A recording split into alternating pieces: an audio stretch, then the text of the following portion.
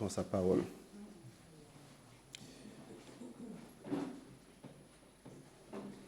Nous venons de chanter un chant, nous élevons le nom de Jésus au-dessus de tout esprit méchant. S'il y a un esprit méchant dans cette salle, qu'il soit chassé au nom de Jésus. S'il y a un esprit méchant dans cette pièce qui empêche à l'un ou l'autre d'écouter la parole de Dieu, qu'il soit chassé dans le nom de Jésus. S'il y a un esprit méchant qui empêche à quelqu'un d'être concentré, de recevoir le salut que Jésus apporte aujourd'hui, qu'il soit chassé loin de cette pièce, dans le nom de Jésus. Parce que le nom de Jésus, c'est le nom du salut.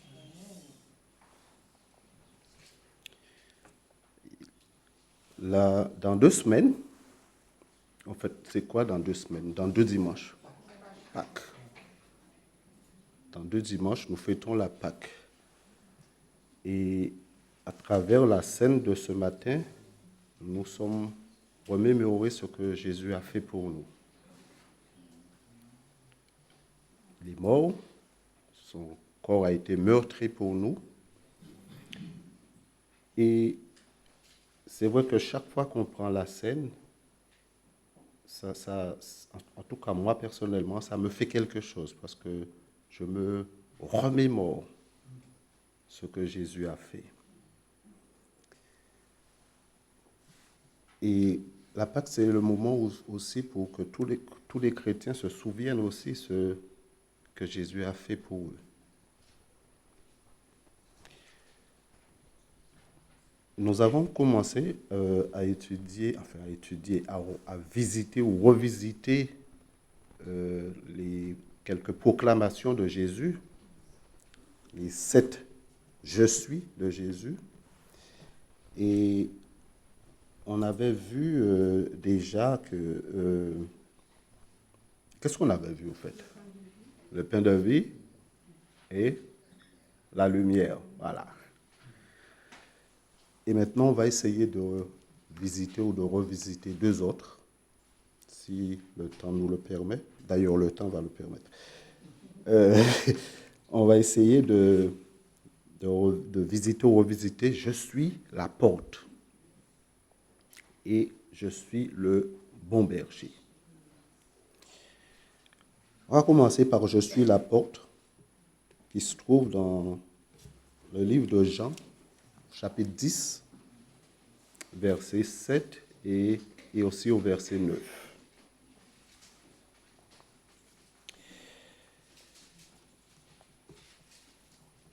Jean, chapitre 10, verset 7. Jésus leur dit encore, « En vérité, je vous le dis, je suis la porte des brebis. » Jésus, c'est la porte des brebis. Et nous sommes les brebis.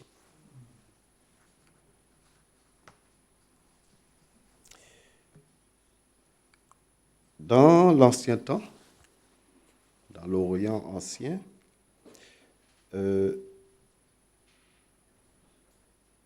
les bergers n'utilisaient pas toujours une porte pour fermer l'enclos. Parfois, il y avait des portes, mais parfois, il n'y avait pas de porte. Et c'est le berger qui se mettait devant la porte, et parfois, il disait même qu'il se couchait pour éviter que quelqu'un entre et sorte, et surtout pour éviter les loups.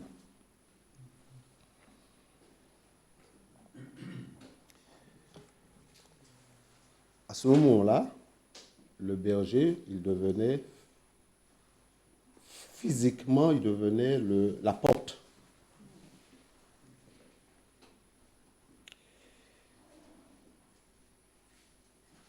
Jésus, en disant « Je suis la porte »,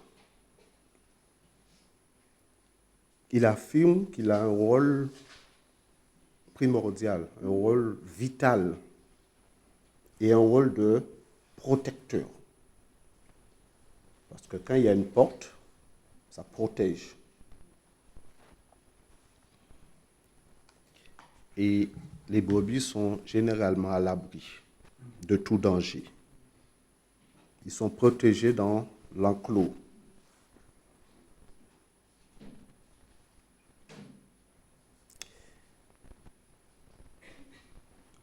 Jésus se présente comme le passage obligé. Si tu veux rentrer, il faut passer par moi. Vous savez, parfois on dit, les méchants qui disent ça, mais ils disent, si tu veux passer par là, il faut me marcher dessus. Mais Jésus, lui, dit ça avec amour. Il dit, si tu veux passer, si tu veux rentrer, c'est par moi que tu dois passer.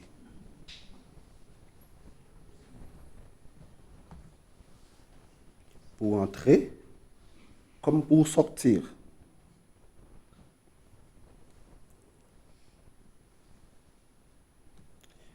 Jésus dit aussi qu'il connaît chacun de ses rachetés. Ça veut dire que n'importe qui ne peut pas rentrer et sortir.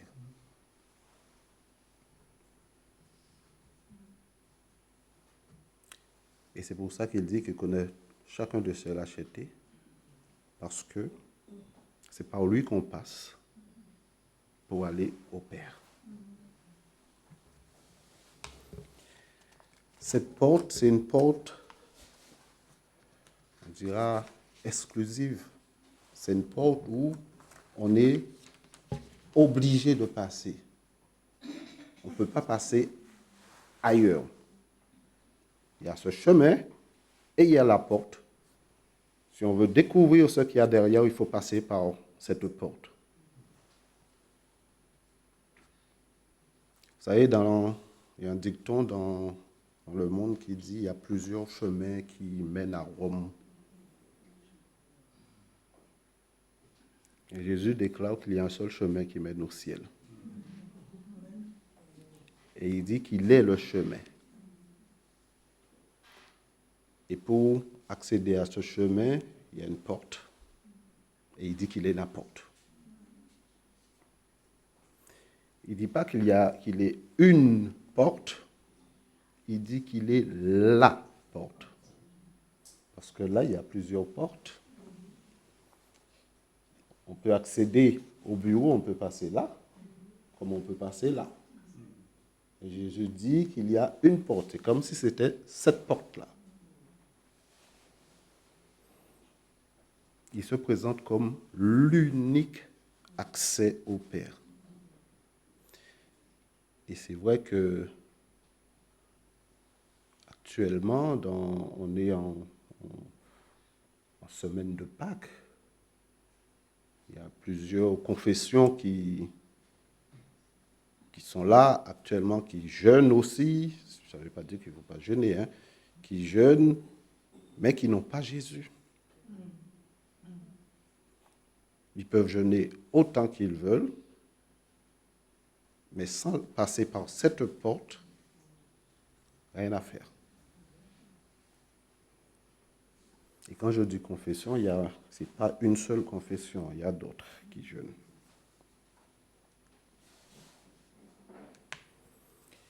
Jésus dit qu'il est la porte, et c'est Dieu qui a choisi Jésus comme la porte. C'est Dieu qui a dit, c'est par cette porte que vous pouvez avoir accès à moi. Parce que nous méritions tous la mort. À cause de nos péchés. Et Jésus, lui, il a pris son péché. Il a pris nos péchés sur lui. C'est pour ça qu'il est la porte, parce qu'il était sans péché. Et le livre d'Éphésiens, au chapitre 2, verset 18, nous dit « Car par lui, nous avons les uns et les autres accès au Père, dans le même esprit. » C'est par Jésus que nous avons cet accès au Père. Et la Bible nous dit encore que quand nous étions encore des pécheurs, Christ est mort pour nous.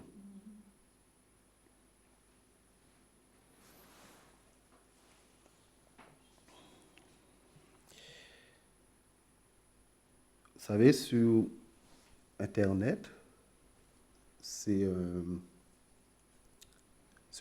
bel outil, Internet. On trouve tout et n'importe quoi. Mais c'est un bel outil qui nous aide à travailler. Il ne faut pas qu'on rejette Internet et il faut rejeter certaines choses dans Internet. Et c'est vrai que sur Internet, il y a une pléiade de faux prophètes, on dira, qui nous apportent ou qui veulent nous faire croire des choses qui ne sont pas bibliques, ou parfois qui prennent des choses bibliques pour leur propre bien, je dirais. Et parfois, ils vendent du rêve aux gens. Si tu n'es pas bien affermi et que tu lis certaines choses qui sont sur Internet, tu plonges. Ils essaient de convaincre les gens. Et parfois, ils arnaquent les gens. Surtout quand certaines personnes sont dans un besoin. Surtout quand certaines personnes recherchent Dieu sans savoir qu'ils recherchent Dieu. Parce qu'ils sont dans une souffrance. Et c'est à ce moment-là que ces gens-là viennent et apportent toutes sortes de bonnes nouvelles, soi-disant, aux gens. Quand on regarde, il n'y a pas longtemps, je regardais un truc sur M6 et il disait que les cabinets de voyance, ça augmente de plus en plus. Les cartomancies ou ciel, ça augmente énormément parce que les gens sont à la recherche de quelque chose. Et ils trouvent leurs besoins dans ça.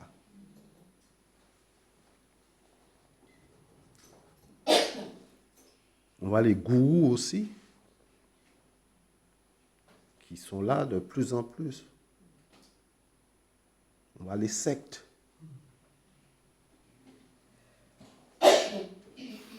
Mais Jésus dit que c'est lui la porte.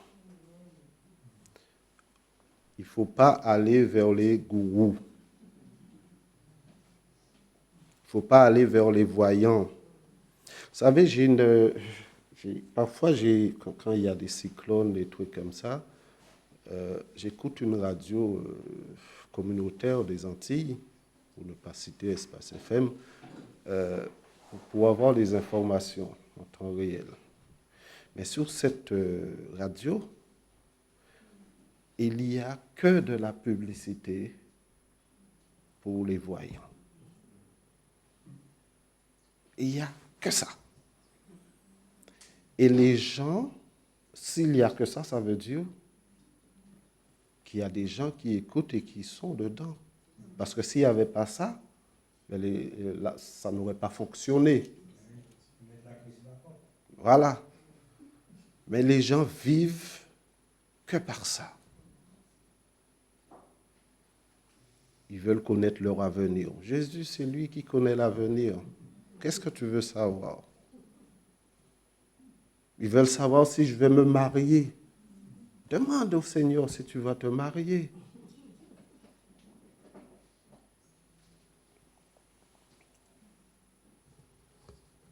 Ils veulent tout savoir. Jésus dit que c'est lui qui est la porte. Et sur cette même chaîne, tout de suite après qu'ils viennent de donner leur publicité pour les voyants, il y a une émission chrétienne qui passe. C'est pas sérieux.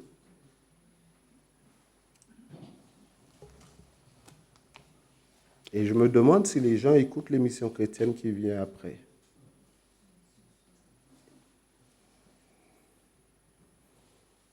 Jésus, c'est la porte. 1 Timothée, chapitre 2, 5, 6, il dit, car il y a un seul Dieu et aussi un seul médiateur. Pas deux, un seul. C'est Jésus qui s'est donné lui-même en rançon pour nous. Jésus, il est venu faire connaître le Père. Et son désir, c'est que tous les hommes soient sauvés. Son désir, c'est que tous les hommes aient une bonne relation avec Dieu le Père. Au chapitre 8 du même verset 10, Jésus dit que tous ceux qui sont venus avant lui sont des voleurs. Mais tous ceux qui viennent après, là aussi, sur Internet, sont aussi des voleurs.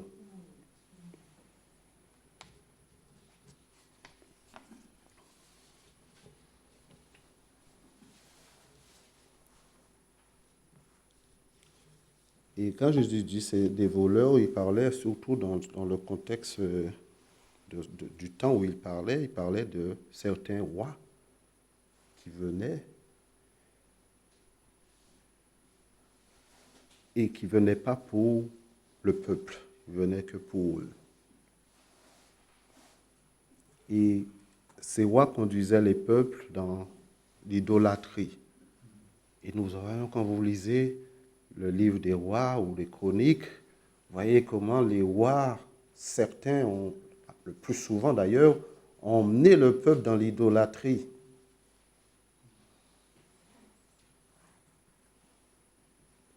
Mais Dieu donne un avertissement à tous ces faux prophètes. Mais aussi, non seulement aux faux prophètes, mais aussi à tous ceux qu'on appelle les bergers. Et le berger, ce n'est pas le pasteur seulement. Il ne faut pas qu'on croie que le berger, c'est le pasteur. Le berger, c'est un responsable d'église. Le berger, c'est le responsable de groupe des femmes. Le berger, c'est le responsable du groupe des hommes. C'est tout ce qui fait le ministère de l'église. Dieu donne un avertissement. Éric, je crois que c'est lui qui disait des dimanches derniers ou il y a quelque temps, il disait il y a beaucoup de personnes qui s'autoclament pasteurs. Ils deviennent pasteurs comme ça. Et j'ai un collègue qui a fait ça. Un gars que je vois tout, c'est un chrétien, hein? Il est de l'après-midi et moi je suis du soir, donc on se croise, parfois on parle du Seigneur, etc. Et un jour, lui, il termine, je crois, à 23 heures. Et un jour, je suis en pause à 1 heure du matin, je le vois. Je lui dis, mais qu'est-ce que tu fais là? Il me dit, oui, je suis resté pour un truc de syndicat, il est syndiqué, un truc comme ça. Et puis après, il me dit, je t'avais dit. Je lui dis quoi? Il me dit, je suis pasteur. Je lui dis, ah bon? Comme à l'époque, il y avait, je crois que c'est les Bartels qui étaient là à l'époque. Je lui ai dit, mais tu es pasteur, où est-ce que tu as fait tes études? Est-ce que c'est à Nogent? C'est pour que je puisse savoir s'il connaît les Bartels. Il me dit, non, il n'est pas à Nogent. Je lui dis, où tu as fait tes études? Il me dit, j'ai fait une partie en Martinique et je fais la suite là, derrière là. Je lui dis, derrière là, c'est où? Il me dit, à Verrières. Il dit, ah bon? Je ne savais pas qu'il y avait un truc. Et là, il me dit, mais tu sais, les gens qui disent qu'il faut faire des études pour être pasteur, ils mentent aux gens. Il dit, ah bon? Il m'a dit, oui, parce que c'est Dieu qui instruit les gens lui-même. Et on n'a pas besoin de faire des études. Bon, je lui ai dit, d'accord. Je lui ai demandé, tu es pasteur où? Il m'a dit, je suis à Bobigny. Et il commence à me citer, oui, il y a un bishop, tu disais ça, j'ai pensé à lui, il y a un bishop, il y a un évangéliste, pasteur évangéliste, et machin. Il s'est autoproclamé pasteur. Et vous savez, quelqu'un comme ça, moi je connais un peu sa vie, quelqu'un comme ça qui devient pasteur, il prend la vie des gens, il a la vie des gens entre ses mains aussi. Il s'est autoproclamé pasteur.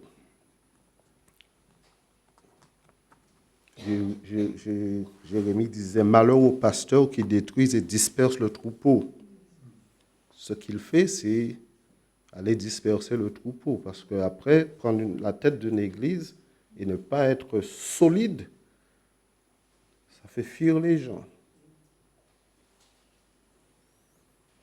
Matthieu 7, verset 15, il dit, gardez-vous des faux prophètes. Ils viennent à vous en vêtements de brebis, mais au-dedans, ce sont des loups.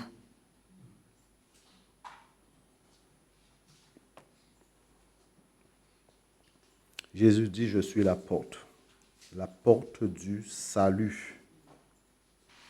Si quelqu'un rentre par moi, il sera sauvé. Cette porte mène au salut.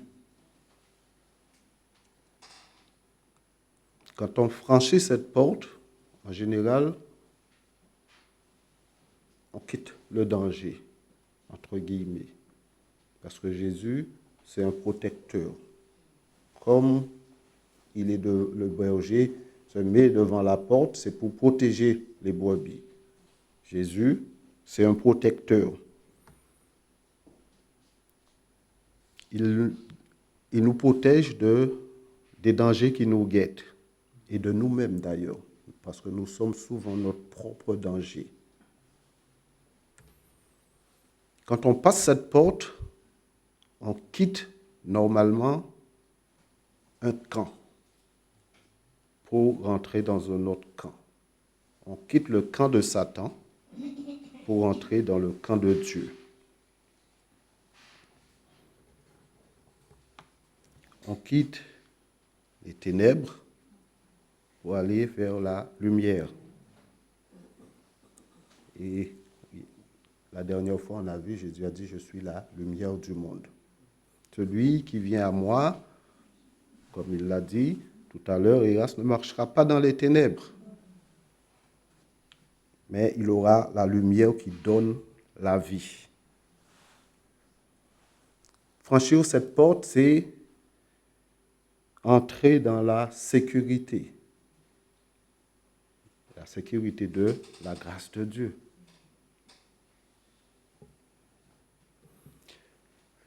Il y a une porte, Jésus dit. Mais cette porte, elle est accessible à tous, sans exception. Tous ceux qui veulent passer par cette porte peuvent passer par la porte.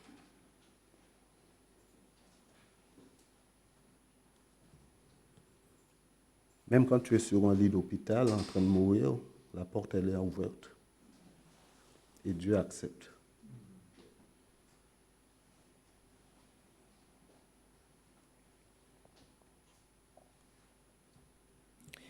Il y a une sœur qui a été visiter son père. Elle est partie en vacances en Guadeloupe. Elle a été visiter sa famille, elle est passée voir son père avec son mari, et son père n'était pas enfant de Dieu. Ils lui ont apporté la parole de Dieu. Et à la fin, selon ce qu'ils disent, ils lui ont demandé, est-ce que tu acceptes Jésus? Et le monsieur a dit oui. Quelque temps après, il est mort. Les gens qui connaissaient ce monsieur, dans le quartier, ou même dans sa famille, ou même les chrétiens qui le connaissaient, ils ont dû se dire, ah, c'est un monsieur qui est parti sans Dieu. il faut qu'on fasse attention. Parce que le monsieur, il est parti avec Dieu. Et souvent, nous avons ce regard en disant, il est parti sans Dieu. Mais on ne sait pas ce qui s'est passé entre-temps. La porte, elle est ouverte pour tout le monde à n'importe quel moment. Ce monsieur, il a reçu le Seigneur en son temps. Peut-être qu'il a dit, si je savais, j'aurais peut-être pu vivre une meilleure vie, etc., etc. Mais l'essentiel, c'est qu'il soit parti avec le Seigneur. Et nous sommes souvent là, on ne sait pas ce qui se passe, et on dit, ah, il est parti sans Dieu. Il n'est pas parti sans Dieu, parce que la porte était encore ouverte. Et il a accepté de franchir cette porte.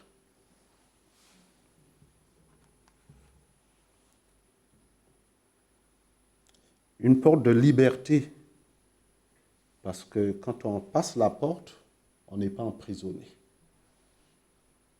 La porte, elle est ouverte, elle est peut-être fermée, mais elle n'est pas verrouillée. Tu peux rentrer et on te verrouille et tu ne sors pas. Donc tu es prisonnier. Mais Jésus, il dit qu'il est la porte, et la porte, elle est peut-être fermée. D'ailleurs, elle n'est pas fermée, elle est entrouverte, et on peut circuler comme on veut. C'est la porte de la liberté.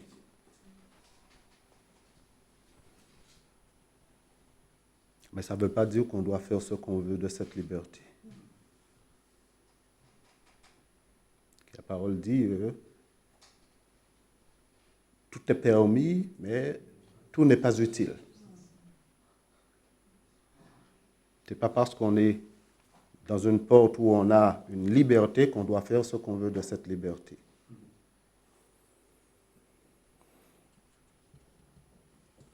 Suivre Jésus, ce n'est pas la prison.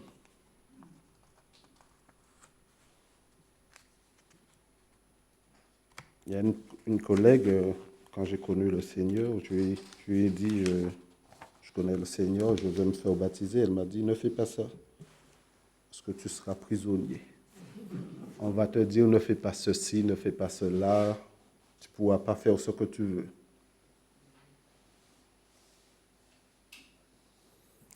Entrer et sortir de la porte, c'est la liberté. On est en mouvement. Comme chez nous, hein, comme chacun de nous. Hein. On ne ferme pas nos enfants. Tu ne sors pas. Mais à certains moments, on lui dit non, mais là, tu ne sors pas. Mais il est libre quand même de circuler dans la maison. La porte, elle est ouverte. L'enfant peut entrer, sortir.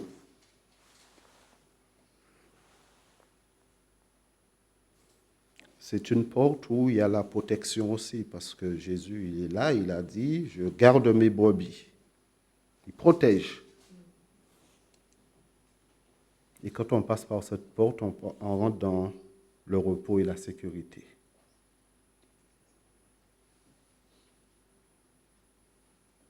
Passer cette porte, c'est aussi aller vers la protection et la sécurité. Jésus protège. Jésus nous protège même de nous-mêmes, parce que parfois, nous voulons quelque chose, il dit non, et c'est une bénédiction. Parce que souvent, quand nous voulons quelque chose et le Seigneur nous dit non, on n'est pas content, forcément, parce qu'on voulait la chose. Mais c'est une bénédiction parce qu'il sait ce qu'il y a de bon ou ce qu'il y a de mauvais pour nous.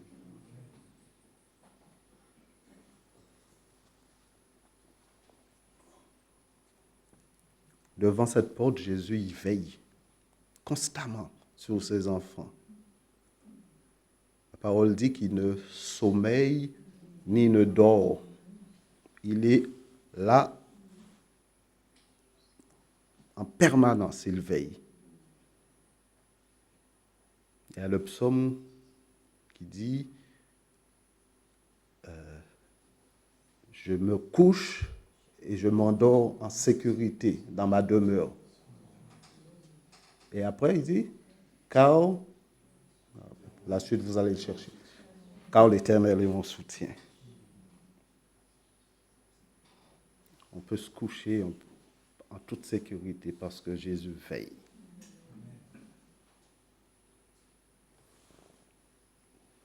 C'est une porte vers l'abondance aussi. Parce qu'il dit qu'il trouvera des pâturages, de verts pâturages. Ça veut dire que quand on passe cette porte, ça ne nous mène pas dans un désert, dans un lieu aride, mais ça nous emmène vers de verts pâturages. Ça veut dire qu'on a de la nourriture.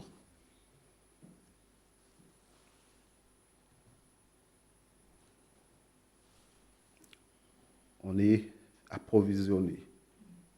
Quand on va dans les magasins, parfois, tous ces derniers temps, tu passais dans le rayon des œufs, c'était vide. C'était pas approvisionné. Mais Jésus, lui, il donne.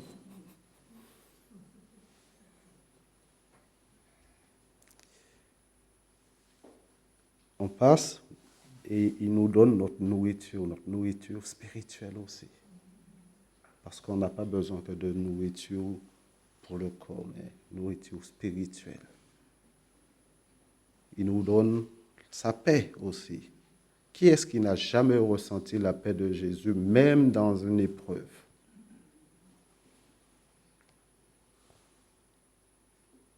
Il nous donne sa joie aussi et surtout il nous donne la direction qu'il faut prendre ou qu'il faut suivre.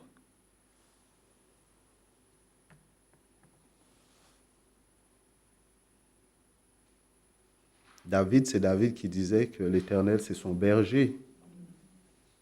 Il nous fait reposer dans de verts pâturages. Ça veut dire qu'il nous donne à manger. Et en plus, on est à côté des eaux paisibles. Ça veut dire qu'on est toujours frais. Quand un arbre est planté à côté d'un cours d'eau, vous voyez comment les feuilles sont bien vertes.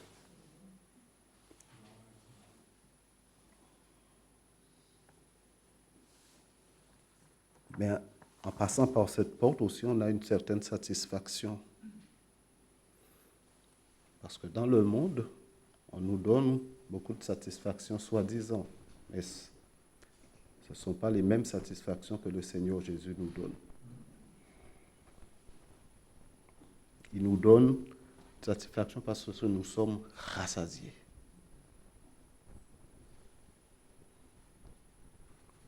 Comme on a vu, il est le pain de vie.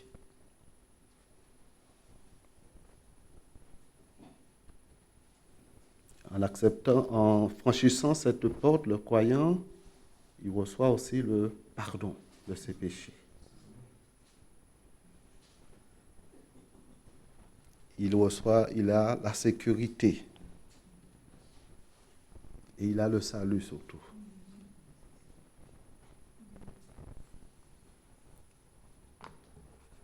Jésus est venu pour donner la vie à ses brebis. Il est venu pour nous donner la vie.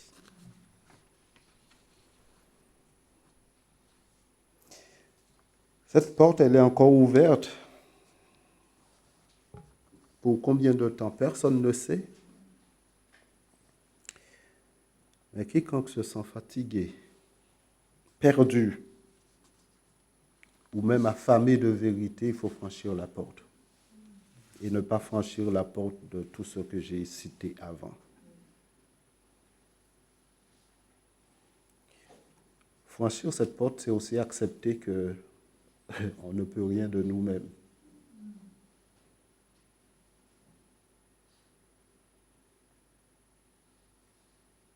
On doit accepter de mettre notre confiance en celui qui veille sur cette porte, qui veille sur ces brebis.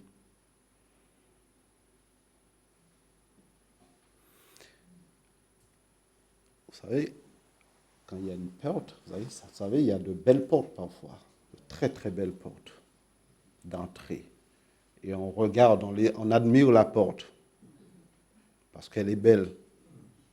Souvent, quand je vais chez la paire, je regarde les portes parce que les portes sont belles. Mais il ne suffit pas de regarder la porte, il faut la franchir.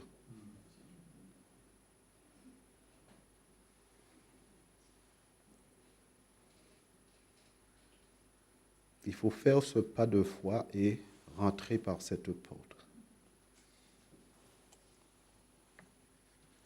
C'est Raymond qui a prêché dimanche.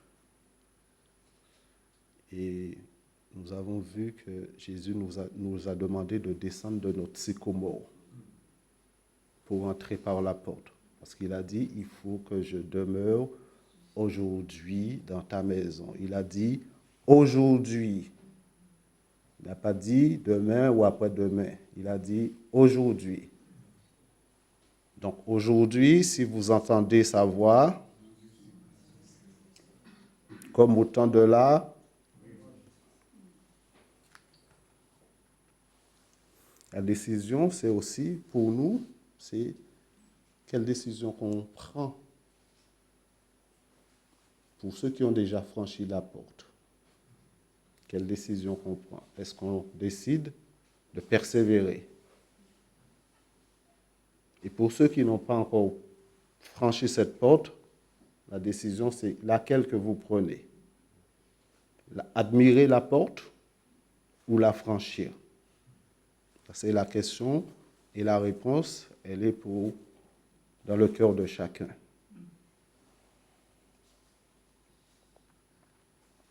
Quel fardeau qu'on doit laisser aussi devant cette porte? Parce qu'on a des fardeaux. Et quand on traverse la porte, on dépose les fardeaux aux pieds du Seigneur. Mais on ne laisse pas les fardeaux devant la porte et ne pas franchir la porte.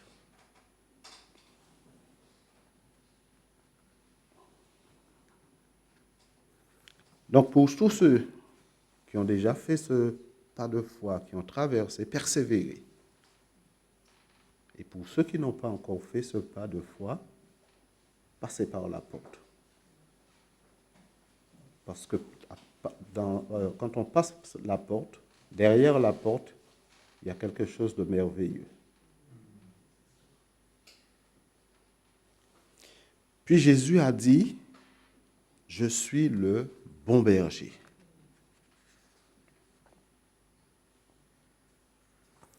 Je suis le bon berger. Jean 10, verset 11.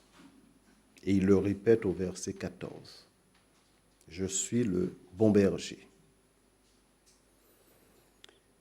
Jésus aurait pu dire, je suis le berger, mais il a dit, je suis le bon.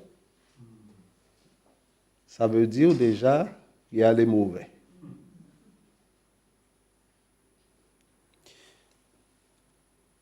À l'époque, en Israël, et dans la région, il y avait beaucoup de bergers. C'était courant de voir des bergers. Et c'est pour ça que Jésus utilise ce terme, je suis le bon berger, pour que les gens puissent comprendre ce qu'il dit. Parce que Jésus, quand il parlait, il voulait que les gens comprennent ce qu'il dit. Et il utilisait souvent, parfois, il utilisait des paraboles, mais il expliquait après quand même les paraboles, pour que les gens puissent comprendre ce qu'il dit, ou ce qu'il voulait dire. Et dans l'Ancien Testament, on voit souvent aussi ce terme de berger. Dans le psaume 80, par exemple, au verset 1, il dit « Prête l'oreille, berger d'Israël, toi qui conduis Joseph comme un troupeau. » Donc ça veut dire déjà que le berger d'Israël, c'est Dieu. David aussi a utilisé ce terme, « L'Éternel est mon berger ». Donc on voit que Jésus a utilisé ce terme pour que les gens puissent comprendre déjà ce qu'il dit. Et pour laisser aussi les gens dans leur vie, en fait, pour que les gens puissent comprendre, puissent mieux assimilé. Il aurait pu prendre d'autres termes que les gens ne comprennent pas, mais il a utilisé quelque chose de naturel en gros.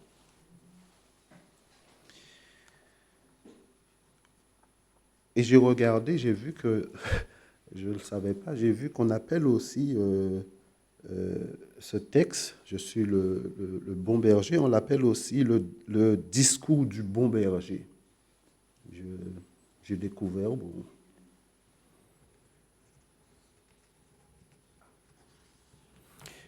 Mais quand Jésus dit je suis le bon berger, il ne se contente pas de le dire. Il nous montre ce que le bon berger fait et ce que le bon berger ne fait pas aussi.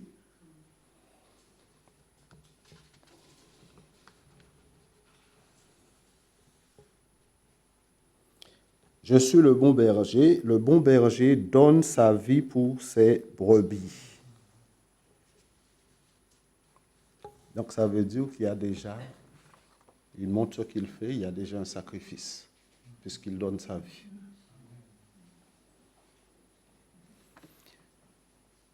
Et par ce sacrifice, il montre aussi l'amour. Parce qu'on ne se sacrifie pas pour quelqu'un qu'on n'aime pas.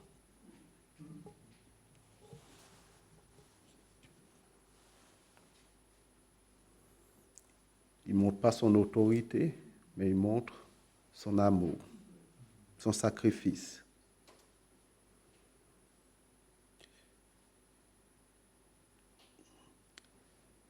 Le bon berger, à l'époque, on prenait aussi des mercenaires. Les mercenaires, c'est des gens qu'on payait en fait pour garder les troupeaux. Mais quand le mercenaire voyait un loup, il fuyait parce que lui, il est là pour l'argent, il n'est pas là pour se faire dévorer. Jésus, lui, il dit, je suis le bon berger, mais je donne ma vie pour mes brebis, je reste là. Je ne fuis pas.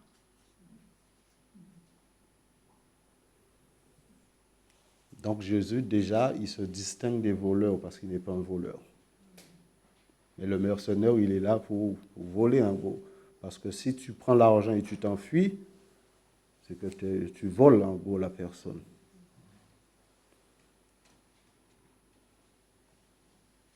Jésus n'est pas venu pour se servir des brebis, mais il est venu servir les brebis.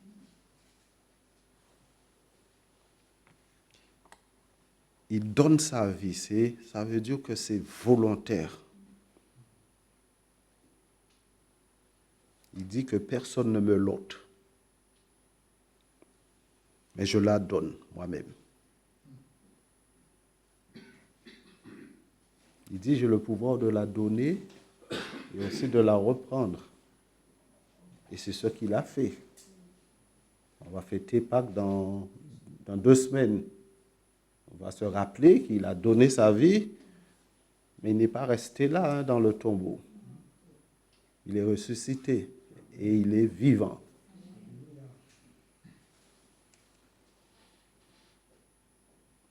Donc ça veut dire que son sacrifice, c'est un sacrifice d'amour. Le bon berger donne sa vie pour les brebis. C'est un choix qui est délibéré, parce qu'il a voulu. Vous savez, il a dit au Père à un certain moment, si tu pouvais ôter cette coupe, mais qu'est-ce qu'il a dit? Non ma volonté, mais ta volonté. Donc c'était délibéré, il savait ce qu'il attendait.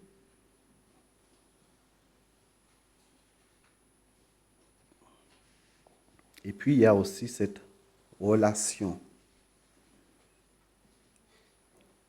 Une connaissance mutuelle au verset 14, il dit, je connais mes brebis et mes brebis me connaissent. Donc il y a une relation.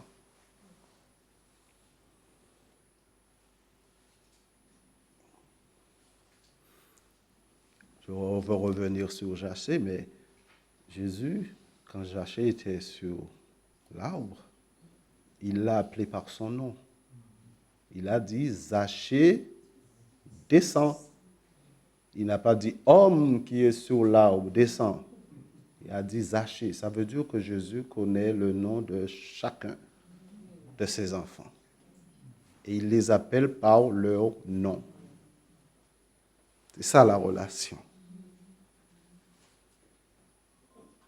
Et il connaît aussi toutes nos blessures. Hein. Parfois, on a des blessures au fond de nous cachées, mais il connaît. Il connaît nos peurs aussi. Parfois, on a peur. On a souvent, on dit souvent, oui, la peur vient du diable, effectivement. Mais ça nous arrive d'avoir peur. Qui est-ce qui n'a jamais eu peur dans sa vie? Moi, je n'en connais pas. Donc Jésus connaît nos peurs, il connaît nos souffrances. Mais aussi, il connaît nos aspirations. Il connaît nos désirs. Donc, quand on prie, on est en relation avec ce Jésus. Parce qu'à la fin de nos prières, on dit au nom de Jésus.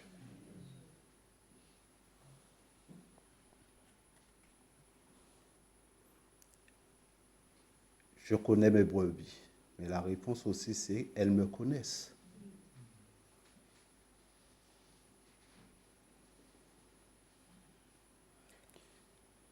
La foi vient de ce que l'on entend vient de la parole de Dieu. Ce n'est pas une simple religion. Hein? C'est une connaissance de la voix. Parce que ce qu'on entend vient de la parole de Christ.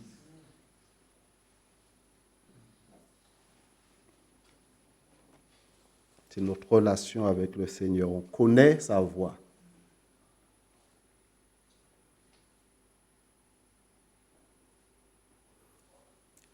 Et parfois, comme je disais tout à l'heure, quand on est au milieu d'une tempête,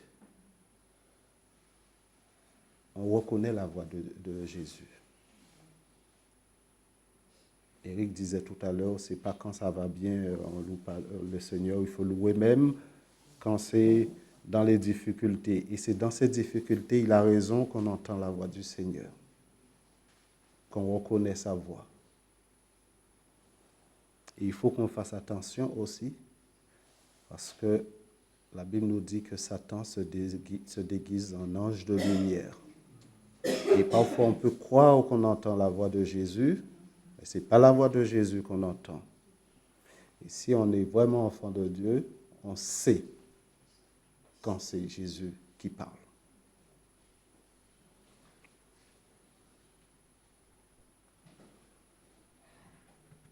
Jésus connaît tous ceux qui lui appartiennent. Et ils savent aussi qui est Jésus.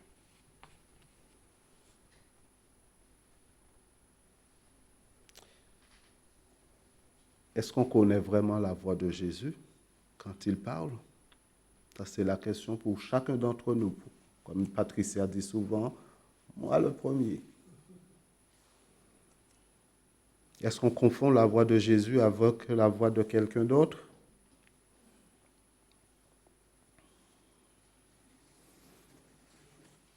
Il paraît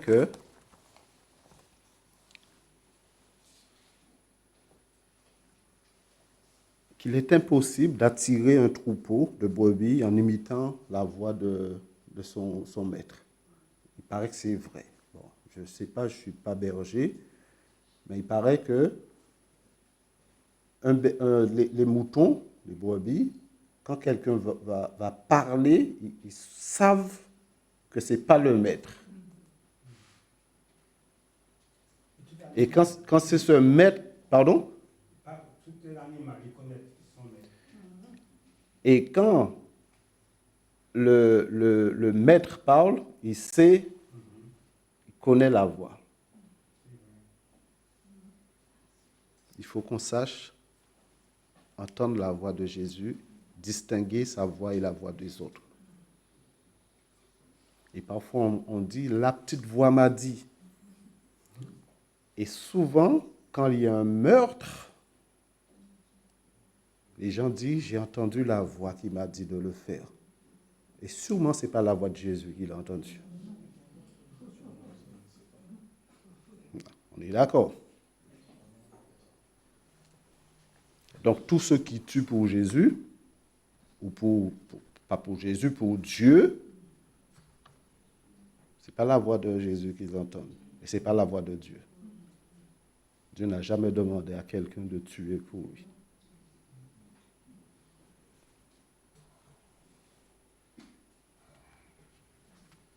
Donc, il faut que chaque enfant de Dieu fasse attention aux imitations de Satan.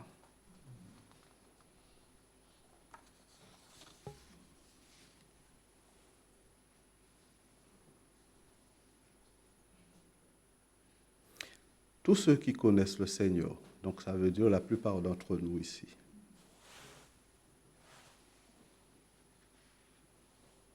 doivent le suivre.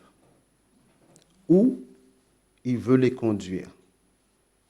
Parce qu'il dit, les brebis me suivent.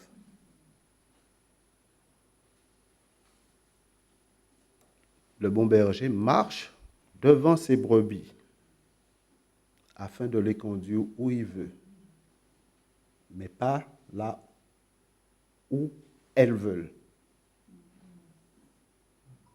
Donc il faut suivre le bon berger. On ne fait pas ce qu'on veut en gros. Nous devons faire ce qu'il dit et pas ce que nous disons. Parce que parfois, ce que nous disons, c'est contraire à ce qu'il dit, ou alors c'est mauvais pour nous.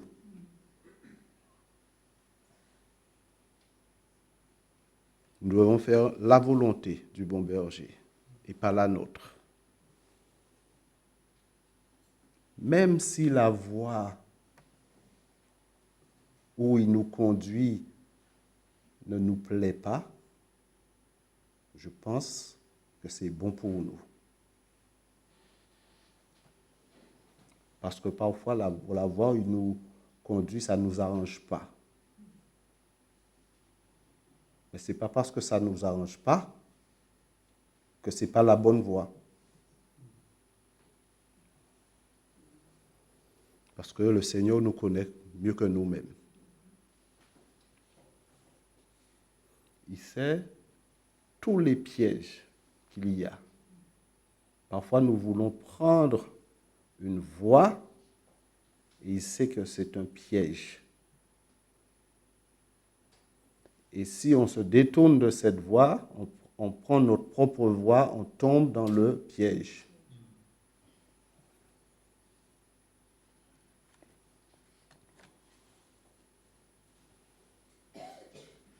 Son désir, c'est de nous emmener vers la vie éternelle. Il a dit, il y a plusieurs demeures dans la maison de mon Père. Et je vais vous préparer une place. C'est ça qu'il veut, tout simplement. C'est le bon berger, il veut ça, hein, tout simplement. Et il dit, je reviendrai vous chercher. Le bon berger donne sa vie pour ses brebis. C'est ce qu'il a fait pour nous. Et par sa mort et sa résurrection, il nous accorde la vie. Et c'est la vie éternelle.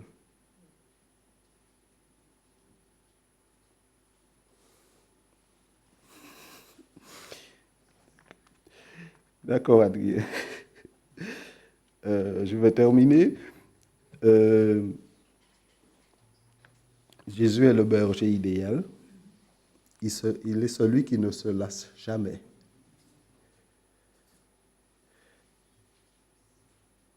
Si nous sommes perdus, il va nous chercher. Comme il a dit, il laisse 99 autres pour aller chercher une seule qui est perdue.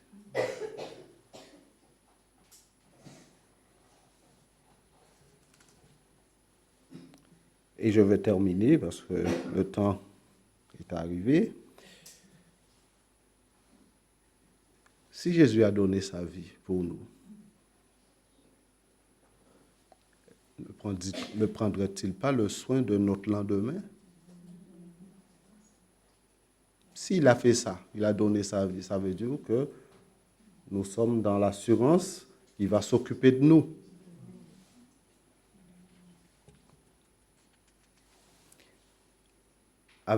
en suivant ce berger,